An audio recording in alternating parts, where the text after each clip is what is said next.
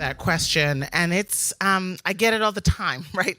Like some version of like, how do you keep going? This is really hard. Why should we have to be the ones doing the work, right?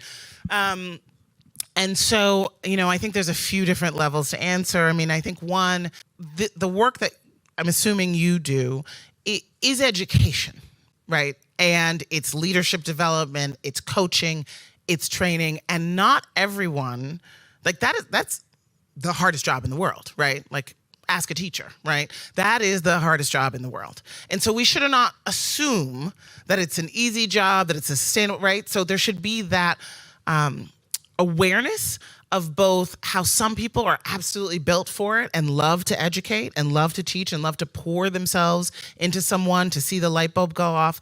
And for most people, that's incredibly hard work. And so there needs to be a sense of awareness about that. It's not just like any other job in any corporation. And then in terms of like what I personally tap into to keep myself going, it is that sense of connection to my ancestors, frankly, right? That sense that when I'm truly dropped in, I know that they had to face far more with far less, and they did not despair. And if they had despaired, we would not be here. And who are we to despair if they had not, right?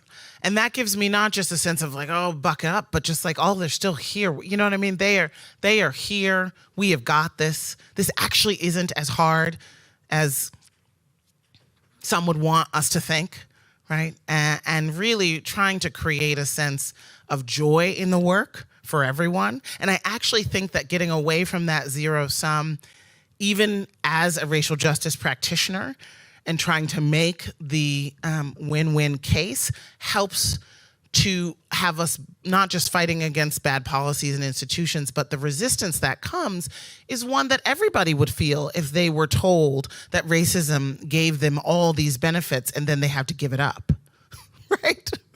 Right? We're out here selling racism like white people. Racism gives you better healthcare, better schools, longer life expectancy, less contact with the police. Give it up.